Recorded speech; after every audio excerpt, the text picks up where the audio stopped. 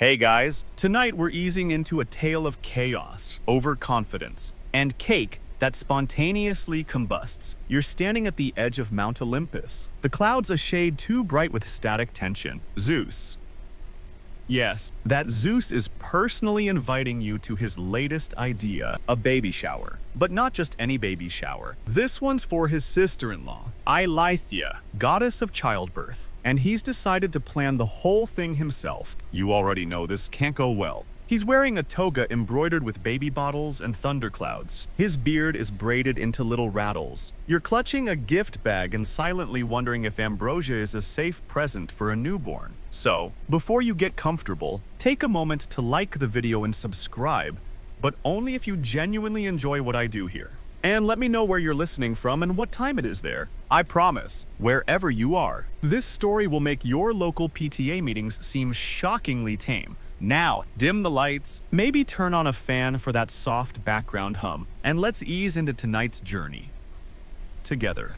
You trudge behind Zeus as he paces the cloudy marble floor of Olympus's great hall, muttering something about pastels and divine power. He's got a scroll clutched in one hand, his official baby shower planning list. It's already burned around the edges. On it, the first entry reads, "Want, build dramatic gift opening altar blood optional." You try to ask if this is normal, but the answer stares you in the face. No, it is not. Historians still argue whether this was the moment baby showers in Greece began to be seen as curses rather than celebrations. Zeus's idea of party planning includes divine confetti made of molted phoenix feathers, a live griffin petting zoo, and a full orchestra of sirens. You suggest a few quiet activities, like perhaps a blessing circle or hand-painted onesies. He replies, "You know what's better than onesies? Onesie armor." Now, you're not sure what baby he thinks is arriving, but this sounds less like a family-friendly afternoon and more like a military parade that happens to serve cupcakes. Across the marble courtyard, Hera appears with the exact facial expression of someone who just found a centaur in her linen closet. She's not pleased. "He's planning it again," she says flatly, pointing at her husband, with a look that could kill lesser gods or at least make them very uncomfortable. You try to mediate. You mention maybe keeping things low-key, especially since Eileithyia prefers quiet rituals with candles and lullabies. Zeus scoffs. She deserves a thunderous entrance into motherhood. Somewhere in the background, a satyr trips over a diaper-shaped bronze statue. Mainstream historians typically attribute ancient Greek baby rituals to private, home-based ceremonies involving symbolic gifts. Clay toys, olive oil, and protective charms, not chariot races or summoning storms shaped like rocking horses. But then again, most of those rituals didn't involve Zeus in charge. Meanwhile, rumor spreads among the gods. Poseidon has heard about the shower and thinks it's a rainstorm tribute. Dionysus assumes it's an excuse to drink for 12 hours straight. Apollo is threatening to compose a baby-themed opera, and Artemis is sharpening arrows just in case someone suggests scented candles again. You wander through a makeshift nursery Zeus constructed from lion pelts and eagle feathers. The crib, a floating chariot. The rattle, a miniature lightning bolt. It buzzes when shaken. You suggest again, very gently, that perhaps he could ask Eileithyia what she wants. Zeus smiles the way a volcano smiles before erupting. She wants to be surprised. He insists. You silently note that surprise is often code for completely overwhelmed and mildly traumatized. Fringe historians have long debated whether Zeus truly believed he was doing the right thing or whether he was just bored after being banned from running the seasonal solstice festival. Either way, you now understand why half the pantheon looked nervous when he mentioned games. The guest list is a mess. Half the titans are still under cosmic house arrest, and the muses said they'd come only if there's a karaoke machine. Zeus assures you there will be both. You realize you've just stepped into the most cursed RSVP system in mythical history. There's a lot of thunder, unscheduled thunder, a sign, perhaps, that even the sky is unsure of this direction. You hear Hermes mutter something about hiding behind the moon on party day. You begin to wonder if he's onto something. As the first batch of invitation scrolls is rolled, Zeus starts writing in full caps. Every name is underlined 3 times in gold ink, followed by the note, "Mandatory attendance," or else, which is not the tone you'd expect for a baby shower. By dusk, You're watching a harpy carry a centerpiece made of enchanted diapers and exploding sparklers across the sky. You whisper to yourself, "You probably won't survive this." You wake up the next morning with the scroll under your pillow. It's pulsing with a faint glow and smells faintly of ozone and baby powder. You already know who it's from. Zeus has updated the baby shower planning list. Again, today's task: finalize the gift registry. You meet him in the east wing of Olympus, where he's converted an entire gallery into what he calls the divine department store of baby delight TM. There's a minotaur holding a clipboard, a nereid fluffing throw pillows, and an animatronic Trojan horse that plays lullabies and breathes steam. Let's start with the basics. Zeus says blankets, bottles, divine heirlooms, and of course, a phoenix egg. You blink. You mean a toy phoenix egg, right? No, he replies, beaming. The real thing, infused with immortality and wrapped in thundercloud swaddlecloth. You suggest perhaps something a bit more common, like a teething ring. Zeus writes it down but immediately adds next to it, also, thunderbolt-shaped teething ring. Shoots harmless static. Harmless, sure. You imagine a baby zapping a satyr across the room during snack time. Mainstream historians say ancient Greek newborns were often gifted amphidromia tokens,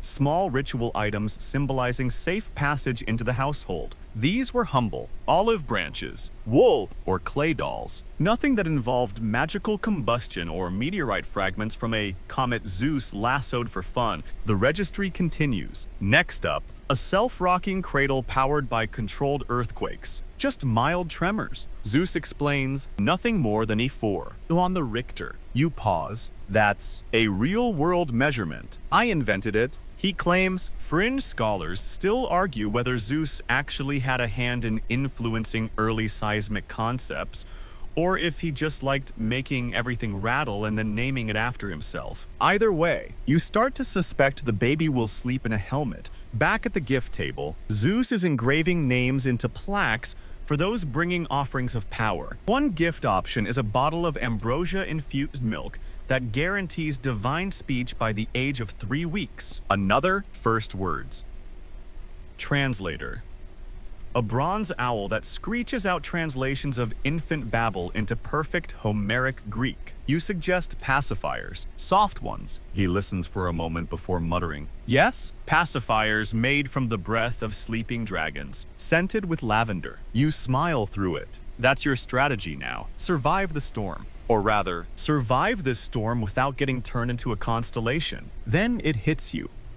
Zeus has started branding the whole event. There are banners now, Shower of the Gods, TM, written across the clouds in lightning font. He wants to print limited edition plates. The logo is a baby gripping a thunderbolt. It's kind of adorable and terrifying. He unveils the gift bags. Each one includes a mini trident Poseidon's idea, scented wax tablets from Aphrodite's spa, and a scroll that reads, "Your gift feeds your fate." You ask what that means. He says nothing, just winks. The actual registry scroll is so long, Hermes trips over it and lands in a fountain. Again, somewhere between custom baby sandals made from Pegasus feathers and a harp that only plays lullabies in Aeolian mode, you start losing track of reality. You hear Dionysus off in the corner whispering, "Let's just get them grapes and be done with it." Historians still debate whether any of these items were ever delivered, or whether most were lost in what became known as the Great Gift Exchange Disaster of the Third Olympiad, a term rarely discussed without wincing.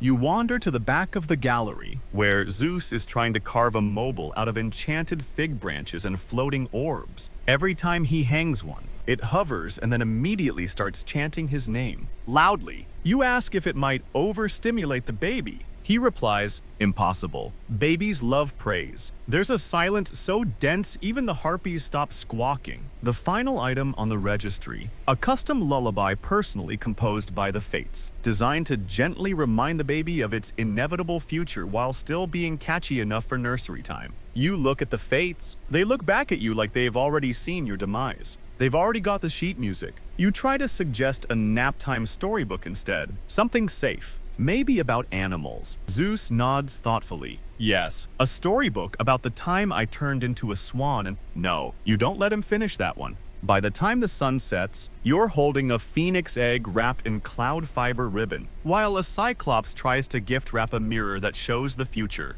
And Dionysus is drawing grapes on everything. The baby hasn't even been born yet. But this registry could destabilize 3 economies, 2 pantheons, and at least 1 fragile alliance with the dryads. You smile again. Just keep smiling. You're almost through today. By day 3, you're trying to maintain hope. The registry is complete. The invitations are theoretically in progress. And now, Zeus has announced a test run for some of the party games and decorations. He calls it the Pegasus Piñata Pilot Event. You arrive early, mostly because you were told attendance is not optional. The field on Mount Ida is already decorated in chaotic glory. Flying garlands that occasionally tangle around passing birds, glowing baby rattles floating midair, and a dozen confused satyrs standing in line for what appears to be a competitive diaper folding station. Then, in the middle of it all, you spot the piñata. It's roughly the size of a small carriage and shaped like a very muscular Pegasus. It shimmers with celestial dust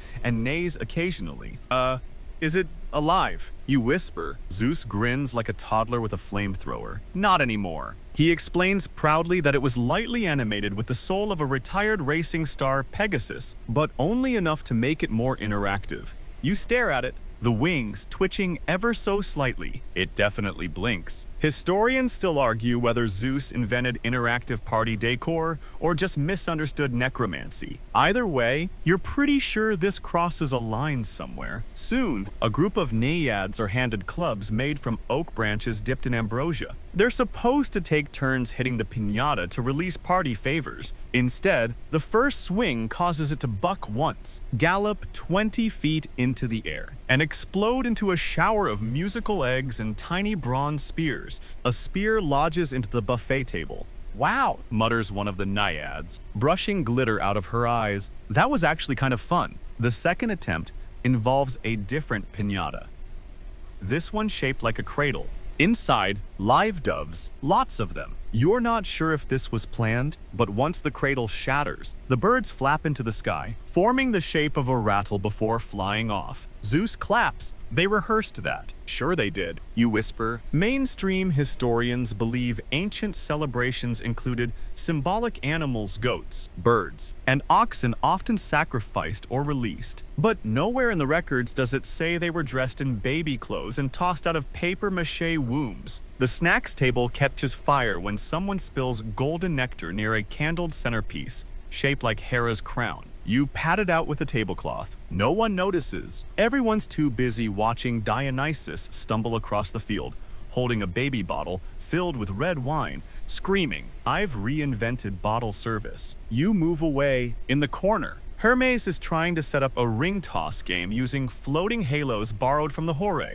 They keep drifting out of reach. One lands on a passing hawk, which is now flying in circles, very confused and somehow now sacred. Meanwhile, you overhear Artemis complaining that the baby shower has too many indoor games. She brings out a bow and sets up her own challenge. Pin the arrow on the monster. It involves actual arrows and a fake minotaur decoy made from hay and old armor. Ares joins in, uninvited. He claims the whole thing is too soft and turns the event into a gladiatorial training seminar. One satyr ends up in a tree. No one seems to know how. Fringe scholars have often noted that divine celebrations often blurred the line between festivity and low-level warfare. This may be the earliest documented case of party escalation syndrome, which is a term I just made up, but honestly feels justified here. You find Hestia crouched behind a snack cart, muttering prayers into a roasted fig. She made lavender cookies. No one touched them.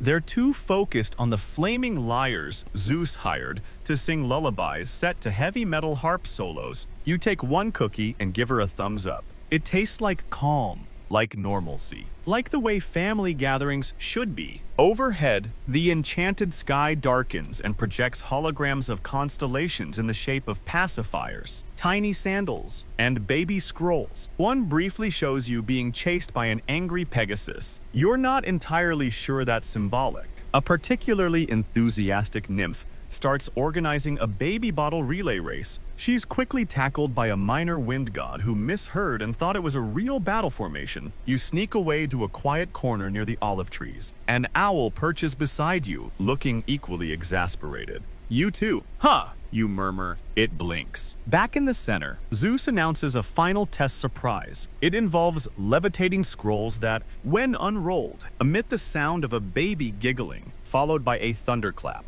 A few guests startle and accidentally teleport. One lands in a fountain. Again, as the sun sets, the field is littered with glitter, broken rattles, trident-shaped cupcakes, and a piñata tail that's still twitching slightly. The Pegasus head rests at Zeus's feet. He calls it a success. Hera arrives late, sees the chaos, and silently walks back out. You consider following her, but you stay. Someone has to keep an eye on the god who thinks a baby shower needs fireworks inside the nursery tent. You're awoken by a disembodied voice chanting, "Every child shall betray their parent." You blink into the Olympus morning light, realizing it's coming from a velvet-draped tent Zeus just erected in the courtyard. It's labeled Baby Oracle Experience Booth. You already know this can't be good. Inside, the tent smells like incense, scorched parchment, and something faintly metallic, probably from the coin offerings scattered across the floor. At the center, a hooded figure stirs a bowl of fog while muttering cryptic warnings in triplets. Cradle,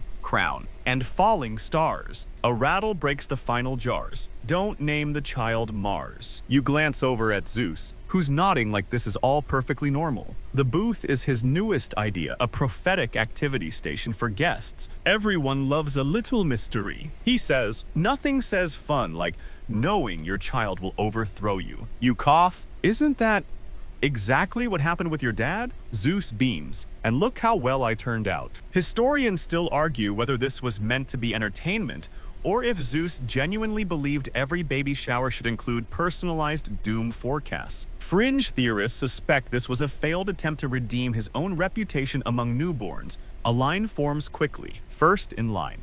Demeter, the oracle whispers that her future grandchild will make spring cry. She bursts into tears. Then Hephaestus, the oracle informs him that the child will grow up to throw anvils at in-laws. He mutters something about relatability and walks off. Soon, the booth is surrounded by panicked relatives. One naiad faints after hearing her niece might someday turn all of her suitors into frogs. She's revived by Dionysus pouring grape juice over her head. Meanwhile, you peek under the oracle's hood and discover it's not an ancient seer, but a very sleepy sphinx wearing reading glasses and a prophecies for hire badge. You okay? You whisper. She yawns. Honestly, I'm just making stuff up until lunch. Still, no one dares question her. This is Olympus, after all. If a goat told you your firstborn would become a tree, you'd just start picking out good soil. The drama escalates when Poseidon steps into the booth. His prophecy, beware the name you give, for it shall echo in rebellion.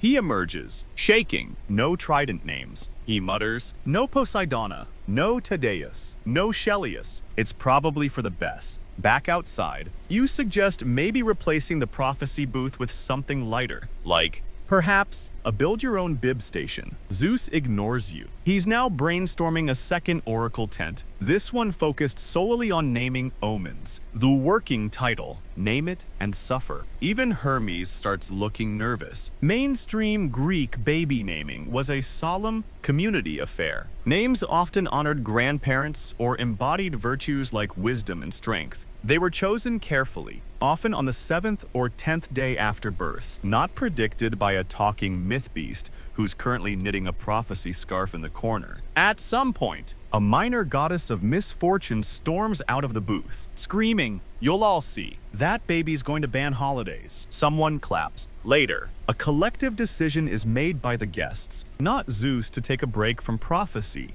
A spontaneous lullaby contest starts in an attempt to lighten the mood. It lasts all of 3 minutes before Ares shows up, and rewrites the lyrics to be about conquest and personal vengeance. Somewhere in the crowd, Athena is scribbling everything down on a clay tablet. You ask her why. "I think I'm writing a cautionary play," she says dryly, "or a legal document." Then the booth itself explodes, or dissolves. It's unclear. A gust of wind howls through the courtyard, sweeping the last of the prophecy scrolls into the sky. The Sphinx shrugs, folds her table, and vanishes into mist. Probably union rules. Zeus claps his hands. Perfect. Now we'll transition to the baby shower skirmish tournament. You stare at him. "What?" "Capture the blanket," he says. "It's a team sport." You start walking away, but not before catching the final prophecy scroll as it lands at your feet. It reads, "He who hosts the shower shall one day be banned." You tuck it quietly into your toga, just in case. You're trying to lie low behind a potted laurel tree, sipping something vaguely herbal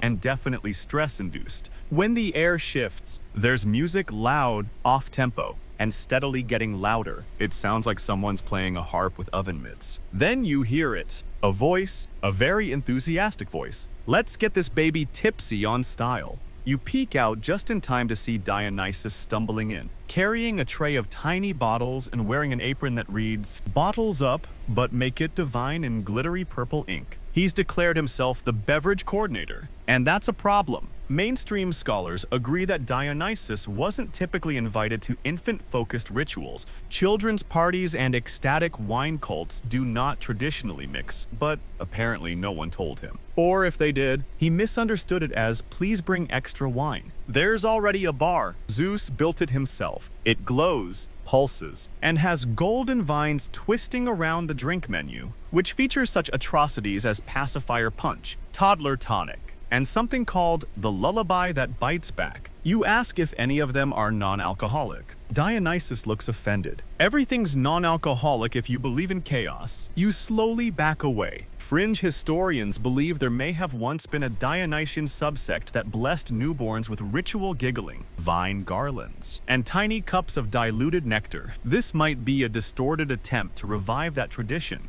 Emphasis on distorted. The first batch of guests stumble in. Hermes gets halfway through a mocktail before discovering it's 90% fermented ambrosia and 10% regret. Hera walks by, sees the scene, mutters something about liability, and disappears into a storm cloud. You try to intervene gently, suggesting maybe a hydration station. Dionysus agrees. He calls it the fountain of forgetting your responsibilities. It's just a barrel of wine poured into a marble birdbath. You watch a dryad do a cannonball into it. Somehow, things get weirder. The music shifts again. A satyr starts DJing with enchanted vines. The beat drops. Literally, a harp falls off a cloud. No one cares. Everyone's dancing now, most of them barefoot, some of them upside down. You try not to stare at the nymph using a bottle warmer as a percussion instrument. Then Dionysus unveils his specialty drink, a limited edition baby bottle labeled Divine Drizzle.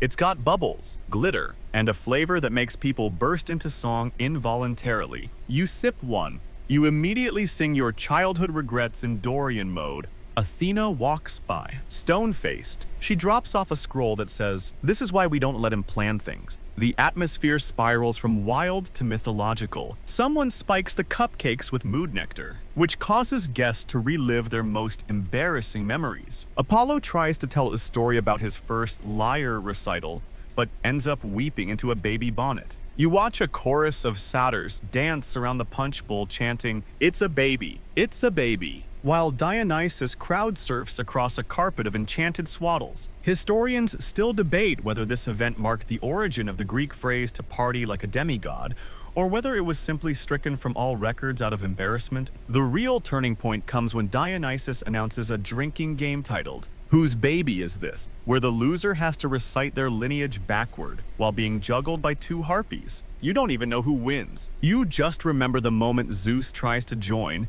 and ends up toppling the gift table with a yell of "Parenting is a team sport." Half the divine baby gifts roll into a nearby pool. The phoenix egg hatches prematurely. A small flame bursts into the air and begins singing opera. Everyone claps, except Hestia. She's in the corner quietly icing a tray of cookies. Her expression one of quiet defeat. She offers you one. You take it. It tastes like order. As the night winds down, if you can call it that, Dionysus gives a toast. He stands on a floating bottle warmer, one foot in a decorative rattle-shaped bowl, and slurs. To babies, may they grow up confused, majestic, and maybe only slightly cursed. Everyone cheers. Even the owl. You decide now is a good time to lie down behind a harp and pretend to be furniture. The floor gently vibrates. Someone summoned fireworks again. You smell toasted honey and sandalwood. Somewhere above, a constellation reshapes into the form of a baby bottle. You close your eyes just for a moment. You awaken to the sound of paper tearing in an angry, divine rhythm.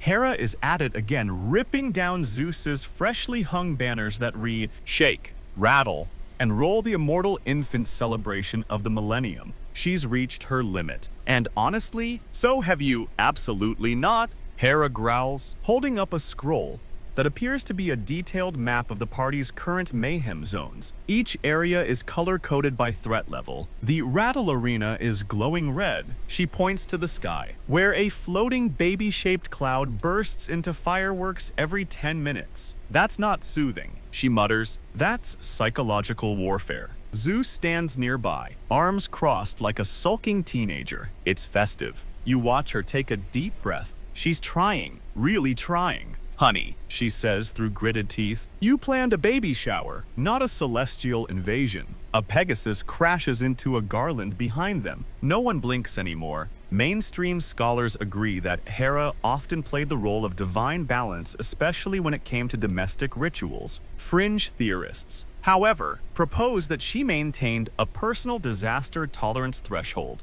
and that Zeus spent his immortal life trying to exceed it for sport. You step between them as a peacekeeper. Again, maybe you offer gently. We scale things back. Focus on the symbolic rituals. You know, simple blessings, soft music, maybe an olive wreath or two. Zeus huffs. What about the divine egg and spoon race? You look at him. We don't even have eggs anymore. Remember the Phoenix incident? He sighs, muttering something about ungrateful firebirds. Hera takes the opportunity to assert authority. She drafts a decree on actual parchment, in red ink that reads, "By order of the Queen of Olympus, all party activities must be approved by noon, or they shall be burned." Zeus scoffs, "You can't burn ideas." A column next to him explodes in a puff of glitter. Hera raises an eyebrow. "Watch me." You flee before the air crackles. Elsewhere, you spot the 9 muses huddled around a scroll labeled Theme Adjustments. They're brainstorming ways to reframe the event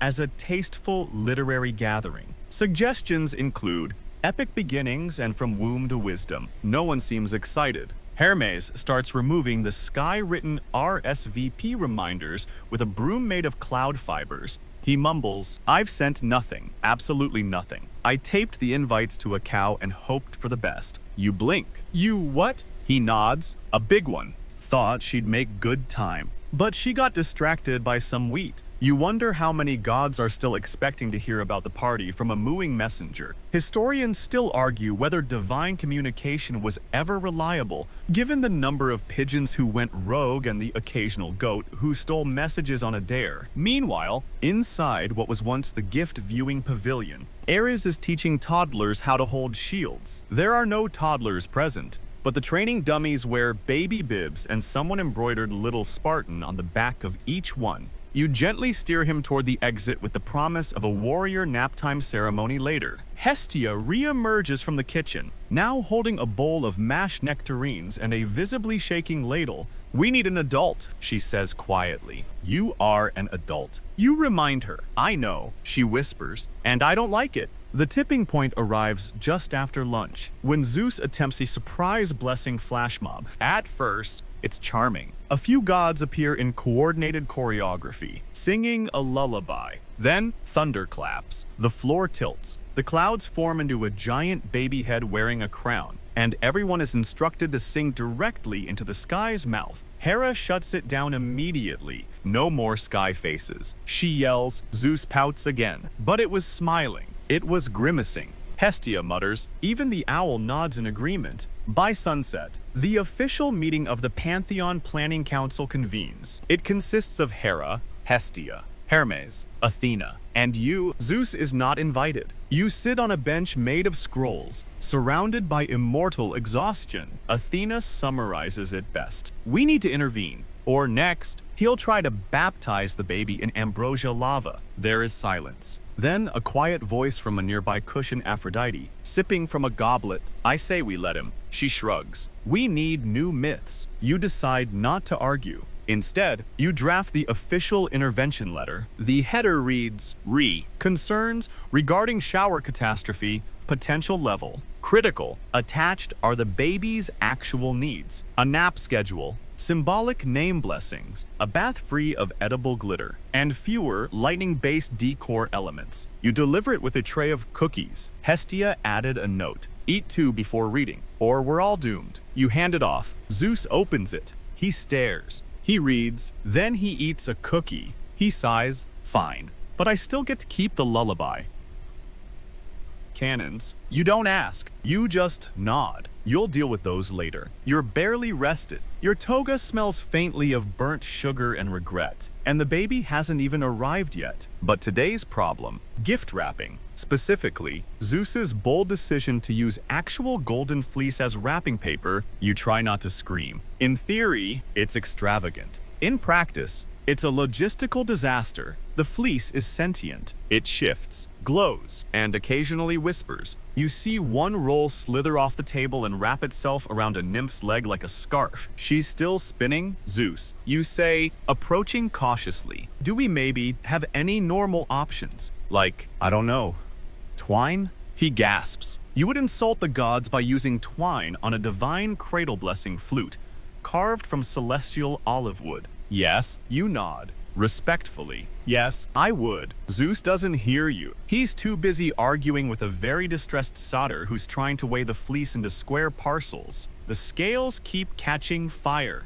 It's unclear if that's a feature or a flaw. Mainstream historical accounts confirm that gold, while symbolic of divine favor, was not typically used in wrapping. Gifts were often unwrapped communally, symbolizing openness and shared joy. No one ever worried about enchanted wool trying to escape mid-ceremony. Fringe theories claim golden fleece carries residual mythic energy. You're now a firm believer. One Piece just tried to bite Ares. To make matters worse, Zeus has outsourced the gift table design to the Hera, the goddesses of the seasons. Each insists on a different decorative scheme. The result, one corner is winter-themed, another bursts into spring flowers every 3 seconds, and a third is somehow raining softly from a personal cloud. You said consistency was for mortals. The Hora defend themselves. You suggest a neutral palette? They hiss. Meanwhile, a giant scroll on this courtyard wall tracks party inflation. Literally, the demand for golden fleece has triggered a supply crisis. 2 kingdoms are reportedly at war over a single bolt. A messenger shows up screaming something about textile sanctions from Thessaly. Hera is not amused. This is a baby shower. She says, not the Trojan War. Part 2. You start drafting a note to the embassy of Colchis, asking for emergency fleece rationing.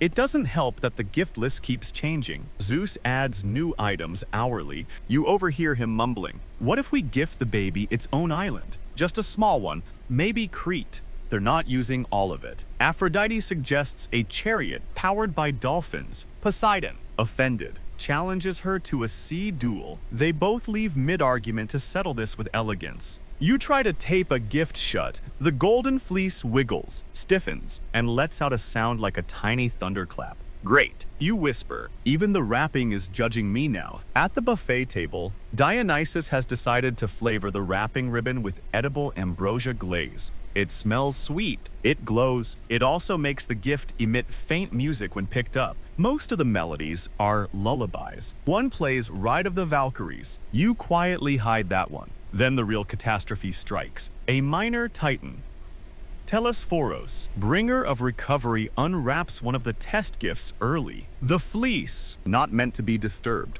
disintegrates into golden pollen. It floats upward, settles into the sky, and causes a brief solar eclipse. Zeus claps, perfect. Dramatic flair. Hera growls, you just caused 3 crops to wither and the moon to sulk. Historians still debate whether this moment inspired certain ancient agricultural superstitions like why you don't plant barley during eclipses, or why goats scream when wrapped in wool. You're done. You've reached the fleece threshold. You grab a quill and scribble a message that reads, "We are out of golden fleece. From now on, we wrap things in kindness," or maybe parchment. You post it above the gift table. It immediately bursts into flames. You take that as a no. Somewhere nearby, Hermes tries using wind-powered envelopes. They fly around and smack guests in the face before opening themselves and giggling. You miss parchment. You miss twine. You miss normalcy. Athena, in a rare show of emotion, brings out a roll of recycled scroll sheets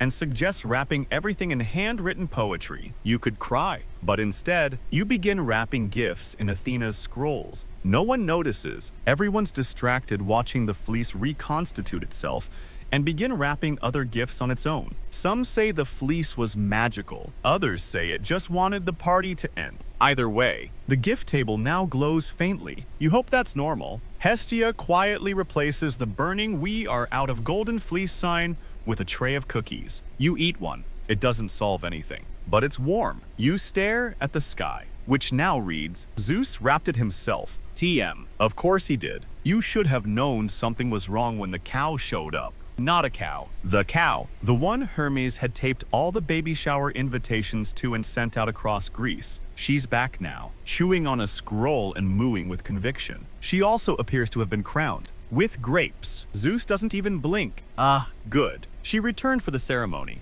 You blink twice. Returned. You ask. You think she delivered them? I assume so. He shrugs. She's very persuasive. The reality hits. No one has received an invitation. Hera is pacing in a circle. It's tomorrow. The guest list is 40 deities long. Half of them don't know it's happening, and the other half think it's a trap. You raise your hand. It might be. She doesn't disagree. Hermes, trying to redeem himself, pulls out a second batch of invitations unmailed, unsealed, and partially soaked in wine. These were my backup. He admits they got, Dionysus said, the air grows heavy with divine silence. Mainstream accounts describe Olympus as a hub of instant communication, dreams, omens, sudden winds whispering names. Apparently, none of that applies when the messenger god is involved. Historians still debate whether Hermes was truly fast or just really good at appearing recently late. You find yourself suddenly in charge of the emergency invite operation. You have 3 hours. You start by crafting quick scrolls, enchanted parchment that delivers itself when blown into. Unfortunately, the first batch explodes into glitter. The second batch begins reciting your internal monologue. The third calls everyone Bob. You toss them all. Then Hestia steps in with a plan so logical, so boring, it just might work. Regular mortals, couriers, humans, actual messengers with legs and lists and directions. Zeus protests, "We are gods, and that's why no one comes to our events." Hera mutters, "You dispatch 24 mortal runners across the mortal and immortal realms. They're given directions, party scrolls, and one firm instruction. Do not talk to any swans, golden bulls, or singing trees." Meanwhile, Hermes tries to make amends by organizing a divine courier service called Air Scroll. It's supposed to deliver messages via cloud puffs. It crashes on launch, literally, on Athena. She writes "never again" on her shield and walks away. Fringe mythologists sometimes reference a forgotten courier guild in ancient Thebes that specialized in divine party alerts runners who wore helmets shaped like baby rattles. No one knows why they disappeared. You suspect this kind of assignment played a role. Back at Olympus, Zeus decides that in order to speed up guest confirmations, he'll just summon everyone directly, without warning. Using thunder, you protest. Too late. With a flick of his hand, a booming crack echoes through the sky. Thunderbolts sizzle across clouds, and then guests begin arriving, disoriented, unprepared, several still in their pajamas. Artemis appears holding a bow and one angry raccoon. I was mid-hunt. Apollo materializes wearing a spa towel. I had 5 minutes left on my facial. The Hora arrive mid-dance rehearsal. One's wearing half a grapevine. Ares is already shirtless. He's never not ready for combat. Zeus greets everyone like a dad at a barbecue. "Welcome. We're thrilled to have you whether you knew or not. Hera has walked off again. You don't blame her. The guests begin to trickle in, some with gifts, some confused, a few armed. Most are wondering why they see a cow holding a scroll and trying to climb a podium. You assign someone to gently remove her. She refuses, at the very least. The seating chart is going well. Athena's owl has taken charge, pecking name cards into position. Each guest is seated according to mythological drama levels. The more grudges they hold, the farther apart they sit. Ares is placed near no one. Hestia quietly brings out a new batch of cookies. You eat too. By sunset, the invitations have all been delivered, some by mortal courier, some by desperate teleportation, and at least one via a dolphin with a scroll strapped to its fin. Zeus seems satisfied. See, he says, all according to plan. You stare at him for a long moment. Then you nod. Sure, absolutely. Everything is fine. Behind you, the cow steals a cupcake and is promptly declared best guest. It's an hour to showtime, and Hestia has done the impossible, organized a seating chart, finalized the baby blessing altar, and set up an entire menu that doesn't combust or whisper ominous prophecies. You almost believe the worst is behind you. Then Zeus says 7 fatal words. I asked Hestia to cater finger food. Your heart drops. Wait, you say, turning slowly. Did you explain what a finger food means? He grins. Of course. Food you eat with fingers. Or, you know, made of fingers. You stare. So does Hestia, who now looks like she's aged 3 centuries in 3 seconds. I meant chicken fingers. She snaps. I thought you meant satyr knuckles wrapped in pastry. He shrugs. That's what we made. There's a tray of them cooling. You don't know whether to faint or launch yourself into orbit. Historians often write that miscommunication was common among the gods, but no records truly capture the psychological damage of mistaking hors d'oeuvres for cursed anatomy-themed snacks. Fringe scholars believe this is also why centaur chefs unionized. You rush into the kitchen. Sure enough, there's a silver tray elegantly arranged with mini breaded bites shaped like fingers, some of which actually wiggle. One glows faintly. A dryad faints. I don't even want to know what's in the dip, Hestia mutters. Dionysus wanders in, snags one, takes a bite. Crunchy, he says, slightly aggressive. I like it. You grab a napkin, throw it over the tray, and pretend it doesn't exist. Problem temporarily solved. Next, the cupcakes. They're beautiful, perfect spirals of honeyed ambrosia, topped with sugared fig blossoms. And then Ares arrives. Brought a gift, he says, setting down a sword. You nod. Lovely. Perhaps place it somewhere far from the frosting. Nope. This sword is the frosting. He smirks, made it edible, infused it with peppered pomegranate and vengeance. You lean closer. The blade does smell like fruit and also blood. He grabs a cupcake, sticks the sword through it, and hands it to Athena. She accepts it with a neutral stare. This might be their version of affection. You decide not to intervene. Elsewhere, the food situation spirals. A group of naiads try to grill nectarines over a sacred fire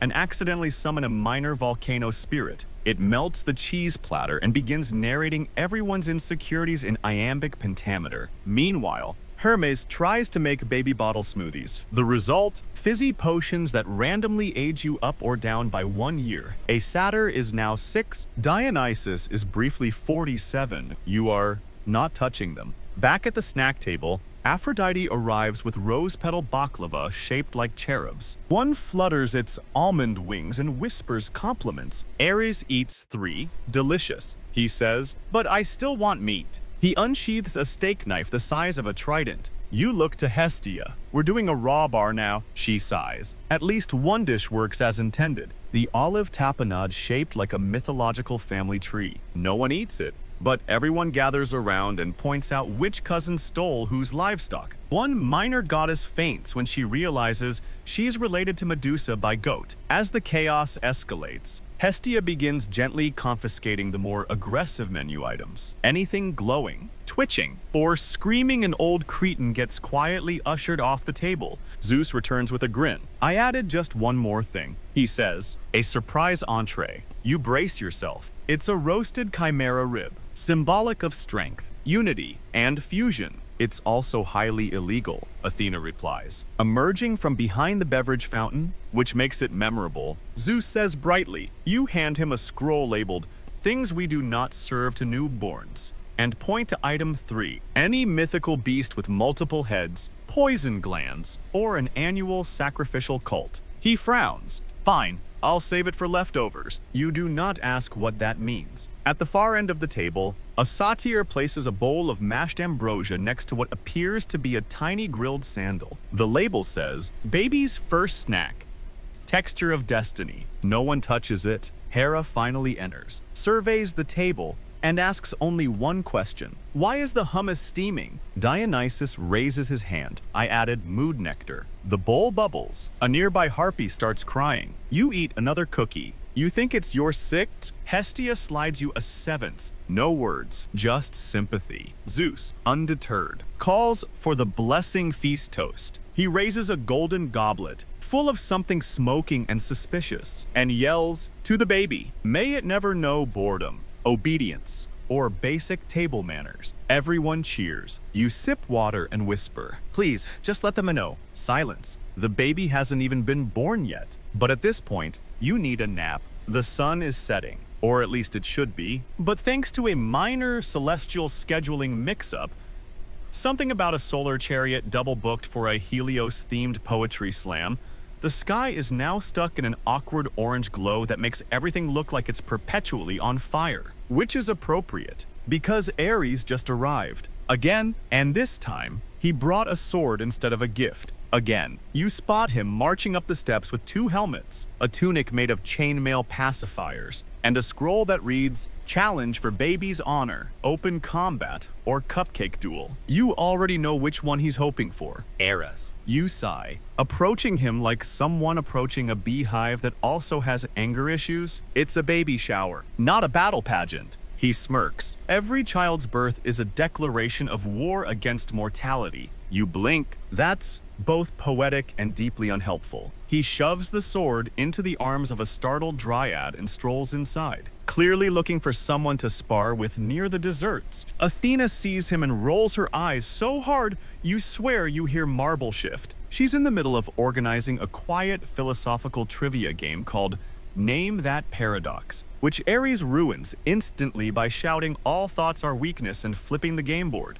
A cupcake hits the floor. A minor goddess screams. Zeus appears, clapping. Look, the energy is perfect. You groan. Historians have documented instances where deities were banned from festivals for inciting duels near ceremonial altars. Most often, it was Ares. Once, it was a goat dressed as Ares. The distinction was never fully clarified. The room now divides into 2 camps, those wearing laurels and holding hymn sheets, and those warming up in full armor by the cupcake table. Hestia takes a deep breath. If one more person unsheaths a weapon near the hummus, I swear on the hearth, I will burn this whole temple down. You hand her another cookie. Ares, meanwhile, starts a Name the Baby contest. But it quickly becomes less about names and more about dominance. He carves Erison into a pillar with a dagger and dares anyone to top it. Apollo, who's just arrived in shimmering gold and high emotional stakes, raises a hand.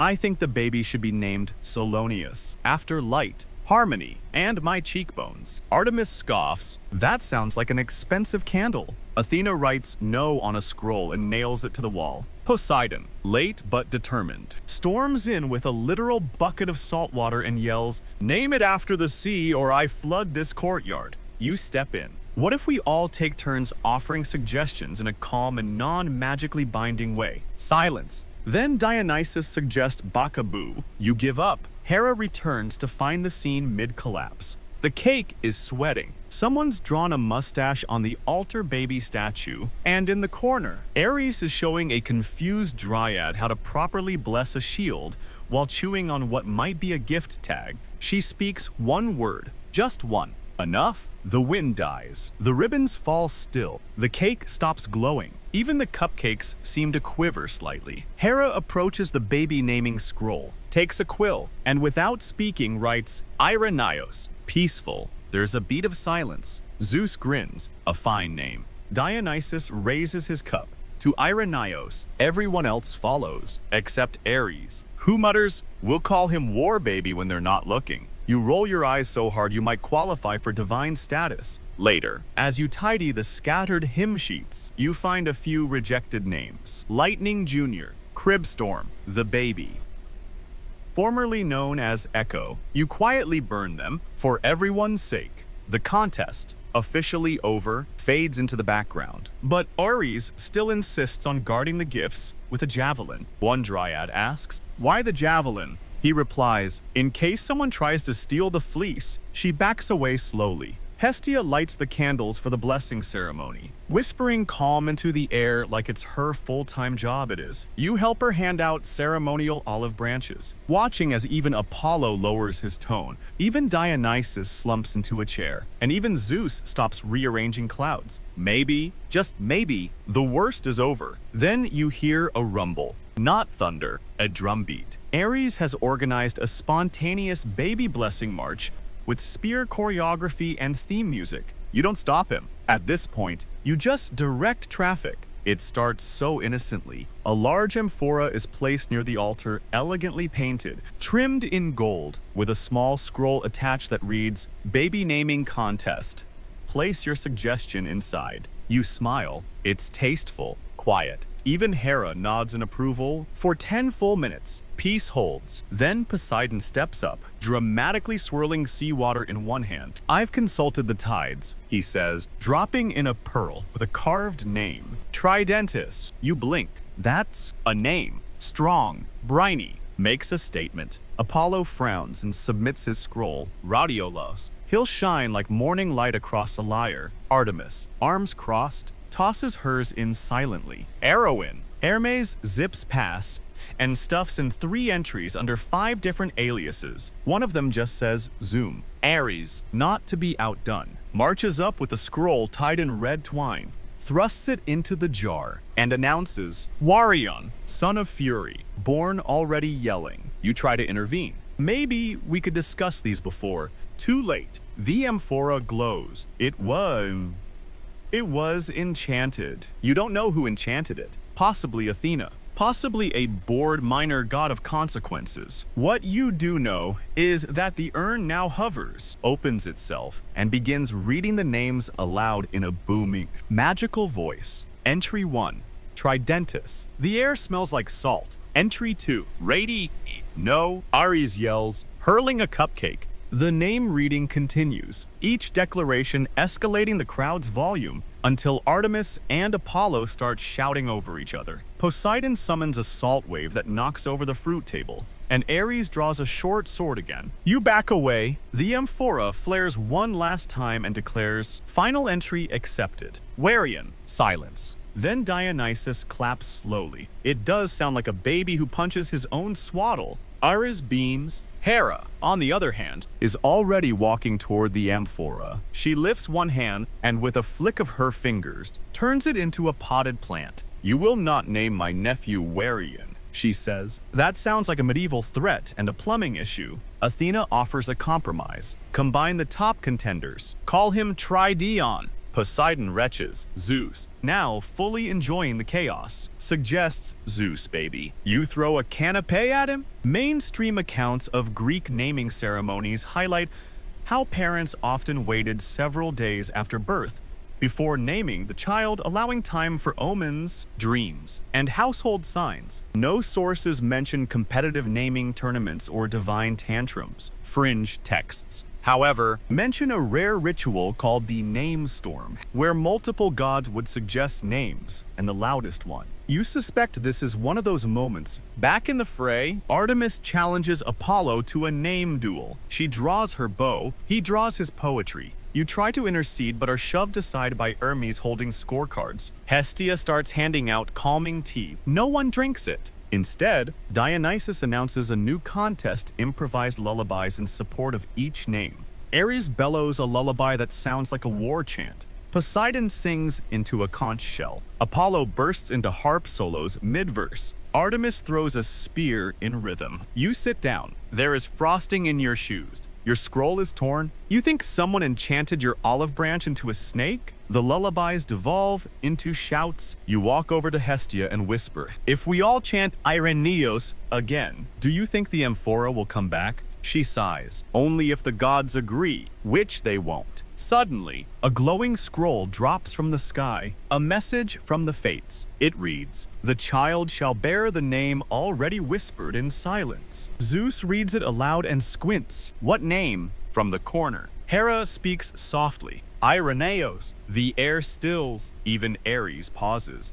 There's a beat of silence. Then the child's cradle, untouched and glowing faintly, releases a gentle coo. The name Ireneos seems to ripple across the crowd. You glance around. Even the enchanted harp bows slightly. Zeus exhales. "All right then, Ireneos it is." Dionysus raises his cup. Poseidon bows his head. Even Ares mutters, "Fine, but I'm calling him Warion at home. Peace, fragile, temporary, but real." You sit down again. Then the plant form amphora twitches. You decide to ignore it. Just when you think that things might actually coast into something resembling grace, Athena makes her move. She steps forward in that unsettlingly calm way of hers, sets down a scroll embossed with her seal, and says, "I've decided to host a concurrent event. Same time, same location, adjacent courtyard. I call it the reasonable reception." You blink. "You're splitting the baby shower." "Not splitting," she replies, adjusting her helmet. "Refining." A banner unfurls behind her with elegant lettering, "The Reasonable Reception," featuring respectable discourse, temperate snacks, and 0 flaming birds. You look at the main party. A baby-shaped cloud just belched thunder. Someone is juggling scrolls on fire. Hestia is now stress-frosting cookies in the shape of shields. You sigh. "Fine, tell me more." Her version is minimalism incarnate. Soft lyre music, candlelight, olive wreaths, and structured conversations about ethical child-rearing. No fireworks, no sword duels, no cupcakes with names like Ambrosia Detonator. She already has a guest list. Herself, Hestia, who signed on immediately, the Muses, 2 Hesiod-quoting dryads, and, confusingly, a very polite minotaur. Everyone must speak in iambic pentameter or hushed academic tones, she says. Also, robes only, no armor. Meanwhile, Dionysus hears about the split and declares, "If she gets a rival party, I get one too." And so he launches the after-party of eternal screaming delight. No seating, no scrolls, just lyres turned into bongos, and a punch bowl bubbling with something labeled mortal memory eraser. Poseidon, undecided, wanders between both parties holding a fish platter and muttering, "I just want someone to notice my shrimp display." You decide to assign zones. Main party, official baby shower, chaos, Athena's courtyard, serenity, smells like sandalwood and judgment, Dionysus's cave tent. There are no rules, also possibly no floor. Hera wants nothing to do with any of it. She's now sitting in the nursery, whispering lullabies to a pile of folded cloths, trying to remind the universe what this was supposed to be about. You check on her. She looks up. This was meant to be about blessings, about warmth. And instead, someone put a piñata inside the cradle again. You sigh. That was Ares. Again, she hands you a bib embroidered with the phrase, "May peace grow louder than power." You put it in your pocket. It might be the only thing today that made sense. Back outside. The courtyard sounds like a thunderstorm doing karaoke. Ares is fencing with a satyr using pacifier-shaped daggers. Hermes is auctioning off old name scrolls. Zeus is giving an impromptu speech from atop a rocking horse that keeps neighing. And the reasonable reception now includes a Socratic baby name etymology roundtable, moderated by a harp. You watch as one guest, caught between parties, spins in place trying to decide whether to attend a gentle meditation or jump into Dionysus's amphora of spontaneous dance seizures. Eventually, the 3 parties bleed into each other. Someone in Athena's courtyard accidentally starts a chant. Someone from Dionysus's corner tries to baptize a cupcake. Someone else declares their allegiance to Team Minotaur. You sit down in the grass, just for a second. You rest your eyes. When you open them again, the parties are somehow merging. Athena and Dionysus are debating over shared space. The harp is now drunk. The Minotaur is giving life advice. Zeus is asleep under the food table. hugging a balloon shaped like his own head. The baby, not yet born, is the only one unbothered by any of this. Fringe scholars often speak of moments in divine history where chaos and order collide so completely they form a paradox. Celebration through absurdity. This, you suspect, is one of those rare times. Hera emerges once more, stands on a bench, and raises her voice not with thunder, but with soft command. All of you, she says, put down your piñatas, scrolls, flutes, and flaming snacks. Just for one moment, remember what we're celebrating. Silence. Then a baby coos from inside the nursery tent. And just like that, everything stills. You watch as Athena extinguishes a scroll fire. Dionysus stops crowd surfing. Ares, somehow, sheathes his third best sword. For once, they all listen. And then, gently, the harp plays a lullaby. The harp strums a soft lullaby, hesitant at first, like it's not used to being listened to without an arrow aimed at it. You sit cross-legged in the grass, watching as the crowd shifts from chaos to reverent confusion. The gods immortal, thunderous, occasionally absurd, are actually quiet. Even Ares, who still has frosting in his hair and a faint bruise from the piñata incident, just sits down on the edge of the offering table and doesn't say a word. And that's when they arrive. Twins, Apollo and Artemis's younger siblings, minor deities, not as well known. Their names aren't in the myths, but they exist in footnotes and bad translations. Elaiora and Clymenos, mischief wrapped in manners, respectable on paper, trouble in person. They saunter in late, arms crossed, halos tilted sideways. Is this the place? Elaiora asks, inspecting the scene like a disappointed event planner. I was promised a dignified celestial welcoming. We passed 3 screaming clouds, a statue bleeding hummus, and something that looked like a goat-led dance circle. Clymenos mutters. You nod. Slowly. That sounds right. The twins glance at each other, then at the baby-shaped cloud above the nursery, then at the melted remains of Dionysus's punch fountain. They sigh in unison. We want a refund. On what, you ask? Reality. Elaiora deadpans. And then, of course, because nothing can ever just end quietly, Apollo appears with a scroll in hand. Let's vote. He announces, stepping onto a stack of ancient hymnals, we determine which party was superior. Athena's calm symposium, Dionysus's emotional purging, or Zeus's original explosive vision.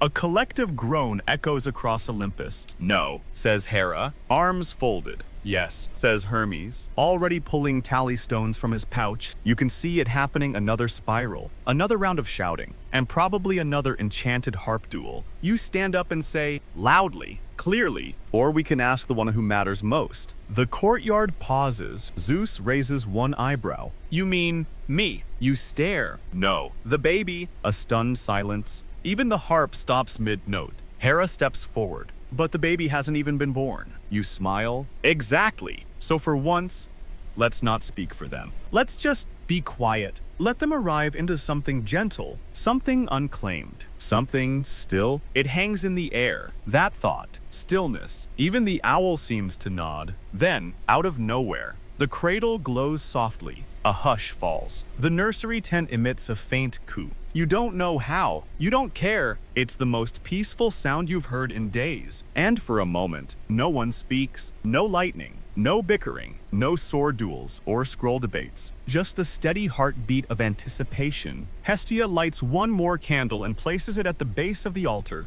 Athena quietly folds her notes. Dionysus, to your surprise, takes off his grapevine crown and sets it beside the cradle. Ares offers a pacifier shaped like a shield. Even Hermes places a small wind chime near the doorway. Its sound barely audible but steady. Historians rarely wrote of this moment, probably because no one believed gods could sit still. But fringe scholars speak of it one line in a forgotten hymn. When all the gods closed their mouths, the sky finally listened. And in that silence, the baby's breath deepens from beyond the veil. Not yet here, but almost.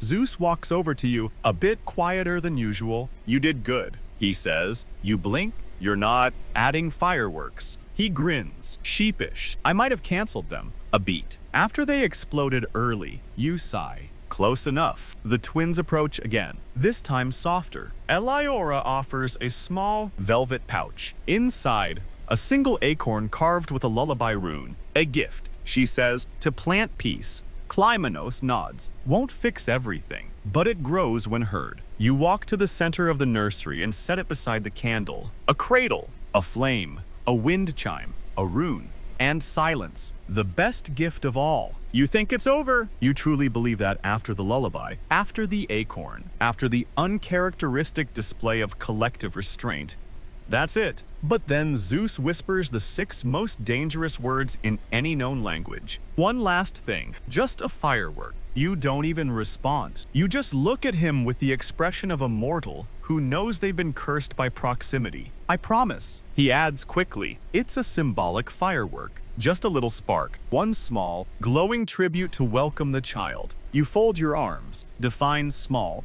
He holds up his thumb and index finger about an inch apart, which, when scaled to Zeus's concept of spectacle, probably means explodes over multiple continents. Before you can say anything else, he's already waving his hand toward the sky. A single bolt of gold light zips upward like a comet on espresso. It explodes silently, forming a constellation in the shape of a rattle surrounded by olive branches. You exhale. Okay, that wasn't... The ground rumbles. Oh no, you mutter. From the distance, a second firework rises, then a third, then a parade. The clouds open like curtains, and what emerges is not one final tribute, but a full-scale, unsanctioned celestial light show titled According to a Floating Banner, The Blessing of the Babe, featuring Ether and the elements. Ether, god of upper air, descends dramatically in robes made of literal sunlight. I was told there'd be choreography. He announces, what is happening? You whisper, Dionysus got bored. Hermes says, sliding by you with a new scroll titled Midnight Baby Spectacle Unapproved. Within seconds, the peaceful courtyard is bathed in golden auroras. Wind sprites twirl like backup dancers. Rain clouds rhythmically mist the crowd. A volcano in the distance puffs heart-shaped smoke. Even Hestia can't stop it. She tries, but she's mid-cookie. Meanwhile, Poseidon rises on a chariot, made entirely of sapphire mist and bellows, blessings from the sea, as dolphins jump through liquid arches made of tears from Aphrodite's spa. Why are there dolphins? Hera screams. Technically, they're interns. Poseidon yells back. Athena is livid. She throws her clipboard into the sky, where it turns into a tactical star map somewhere in the background. You hear a muse say, it's not that bad. She's immediately tackled by a very upset owl. Then, a flute solo begins. From above, the Fates appear not in somber robes, but in sequined cloaks and begin singing a lullaby that sounds suspiciously like a pop ballad. Their harmony is perfect. Their intentions are not, is this? You whisper. Yes, Hermes says. It's happening. What is happening? He gestures around. Everything, he says. Zeus floats back down, looking very pleased with himself. Well, he asks, arms wide. It's all for the baby. A grand finale. You take a slow breath. You said, just one spark. He shrugs. I lied. But the skies never looked better, and he's not wrong. Above you, the clouds now shimmer in pulsing waves of warm color. A canopy of light bathes Olympus in something that feels miraculously not chaotic, not aggressive, but gentle. Each light flickers like a wish. A harp begins to strum again, not drunk this time, but steady. Even Athena pauses, watches, doesn't interrupt. You realize it. For all the excess, all the divine egos, all the nonsense and name battles and flaming appetizers, the gods showed up. They really showed up. And maybe, just maybe, this child, this Irenaeus, is already working miracles. Zeus lowers his voice. We don't do this often. You know, agree, share, show care. You look around. Dionysus offering cider instead of wine. Artemis wrapping an olive branch around her quiver. Ares, yes. Even Ares holding the sleeping phoenix egg from earlier, like it's a paperweight he doesn't want to drop. You smile. Then someone says, release the cake. You turn slowly. No. Yes, Dionysus whispers. It's time. From behind a curtain, 6 satyrs emerge carrying a wheeled platform. On it rests a colossal multi-tiered cake. shaped like Mount Olympus. Each tier represents a domain: thunder, sea, war, wisdom, hearth, mischief, and ambiguous prophecy. There's a tiny fondant baby in a crib at the summit. The cake pulses. You stare at it. Why is it pulsing? Hermes flips through his scroll. Might be sentient or filled with bees. You open your mouth and then close it. Whatever happens next, you will not be the one to stop the divine cake parade. You sit down, light a small candle, and take the last cookie from Hestia's tray. It's shaped like a baby and reads, in simple sugar script, "You made it." The cake rolls into the center of the courtyard like a holy monolith. Its frosting glistens under the light of 6 celestial moons, all temporarily realigned just for this moment. You don't know how they did it. You don't want to know. A hush falls over the crowd. Even Dionysus stops mid-sip. Even Ares lowers his fondant sword. Because the cake is singing. Not loudly, not dramatically, but softly somewhere between a lullaby and a hymn. You can hear it faintly. Sleep. Little star, the gods made your bed. You glance at Zeus. He nods solemnly. It's enchanted. A collaboration between the fates and the muses. Took 3 eons to compose. Premiering now. On a cake. You whisper, "On a cake." He confirms. And for once, you don't argue. The gods form a circle around it. No fireworks, no floating chariots, just quiet. Hera steps forward. She places one hand on the cake, not to slice it, but to bless it. "Let this offering represent the unity we almost achieved," she says softly. "And the peace we'll pretend to maintain." Zeus chuckles. "Close enough?" Then Hestia steps up with a candle, a single flame. She places it in the fondant cradle at the top tier. No one moves. And then a breeze, a warm, olive-scented gust that rustles the garlands, lifts a few petals from the altar, and gently snuffs the candle out. Not a sound from the gods, just that single gesture, that moment. The lullaby fades. The stars dim slightly. The clouds settle. You feel it in your bones. The baby has arrived. You don't see them. No burst of light. No dramatic trumpet. But you feel it. A presence. New. Untouched. Unaware of thunder or jealousy or burnt cupcakes. Just a soft exhale into a very old world. You sit back. The gods begin to hum again. Not words. Just a shared tone. One that smooths the air like warm water across stone. Athena bows her head. Dionysus weeps into a napkin. Ares pretends his eye is itchy. Zeus doesn't say a word. Just places his hand on Hera's and lets it stay there. You close your eyes. Because this moment is the only thing that matters. The cake glows once more. Not in spectacle, but in warmth. And then, as if by unseen cue, the gods begin to fade, not vanish. Just quiet themselves. One by one, they step away into mist, into memory, into dreams, until you are alone in the courtyard. The cradle remains, the olive branches remain. The lullaby hangs in the air like fog tint, gentle, eternal. You rise. You walk past the cake, which no longer sings. You kneel beside the cradle. It's empty, or maybe not. Maybe it never needed to be filled in the way you thought. You place the acorn rune from the twins beside it, and then you breathe. Slow, long, final. You lie back in the soft grass of Olympus, your eyes tracing the slow orbit of stars realigned just for this night. Their glow is no longer sharp. It's faded into pastels, gentler now, like candlelight at the edge of a dream. Somewhere beyond the clouds, you imagine a baby yawning. You imagine fingers curling, a heart learning rhythm, a breath syncing with the ancient lullaby still echoing faintly through the marble columns. Around you, the warmth settles. There are no more shouting gods, no dueling scrolls, no edible weapons or enchanted piñatas. Just the hush that follows a moment properly honored. A silence full of meaning, not absence. You feel the world exhale. Soft leaves shift above you. Somewhere, an owl hoots once, not with urgency, but with finality. The kind of sound that closes stories, the kind that lingers. You stretch, maybe smile, because no matter how absurd, how tangled, how over the top everything became, they came together. They showed up, and in their chaos, they made something beautiful. Not perfect, but warm, human, honest. And now, it's time to let it all fade. Let the sounds dissolve into breeze. Let the glow melt into shadow. Let yourself fall backward, slowly, into that soft place where myth becomes memory, and memory becomes sleep, because tonight you were there. And that's enough.